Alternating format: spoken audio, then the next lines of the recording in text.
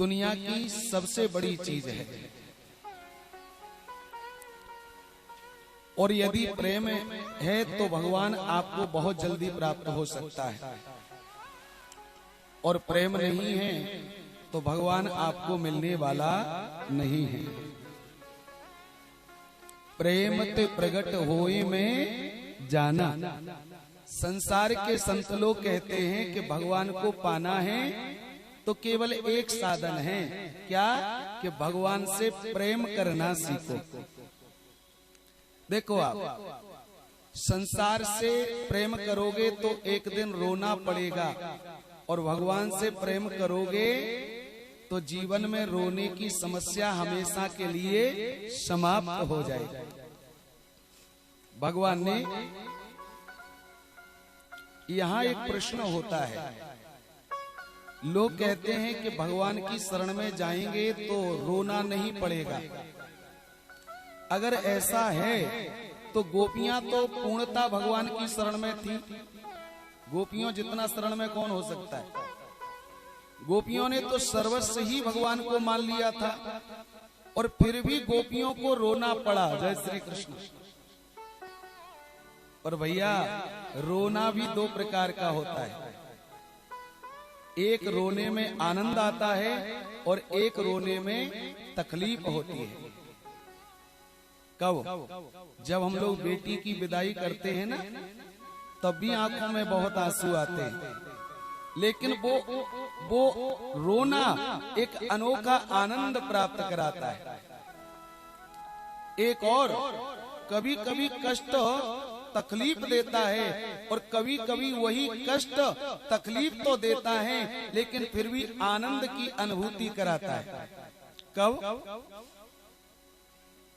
वैसे दर्द सारे बुरे होते हैं, तकलीफें सारी बुरी होती हैं, लेकिन माँ जब बच्चे को 9 महीने उदर में रखती है और प्रसव का समय आता है तो माँ को कष्ट बहुत होता है, लेकिन वह कष्ट भी माताओं को मीठा लगता है। जय श्री कृष्ण। वो भी आनंद पहुंचाता है।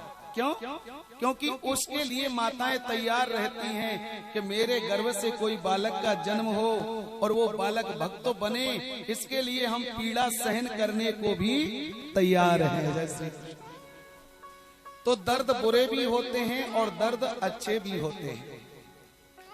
संसार के लिए रोना ही बुरी बात है, और भगवान के लिए तड़प करके रोना ही आनंद की अनुभूति कराता है।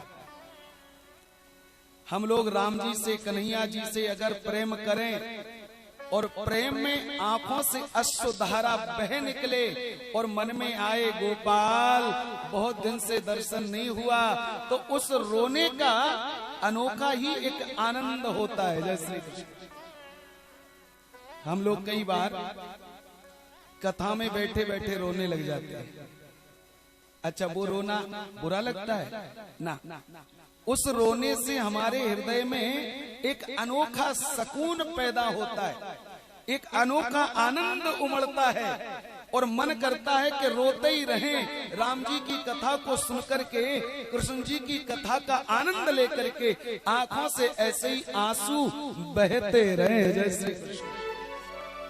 अनोखा आनंद होता है। इसलिए भैया, मैं 7वें दिन की कथा कह रहा हूं, और रोजाना मैंने आपसे एक बात 4 घंटे की कथा में कम से कम 40 बार रोजाना कही है। क्या? कि मेरे गोविंद से प्रेम करो। जय श्री कृष्ण। मेरे कन्हैया से चाहत को बढ़ाओ। कम से कम जीवन का 1 घंटा भगवान के लिए निकालो, ईमानदारी से। और 1 घंटा हम लोग तो ईमानदारी से 1 मिनट भगवान को नहीं देते हैं। जय श्री कृष्ण। 1 मिनट भी ईमानदारी से नहीं देते हैं। लेकिन शास्त्र कहता है कि जो व्यक्ति भगवान को 1 घंटा ईमानदारी से भजता है, उसके बाकी के 23 घंटे में कोई तकलीफ नहीं आती है। जय श्री कृष्ण।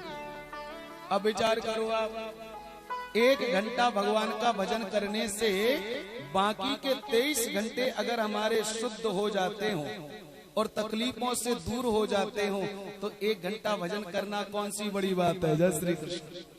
सबको करना चाहिए।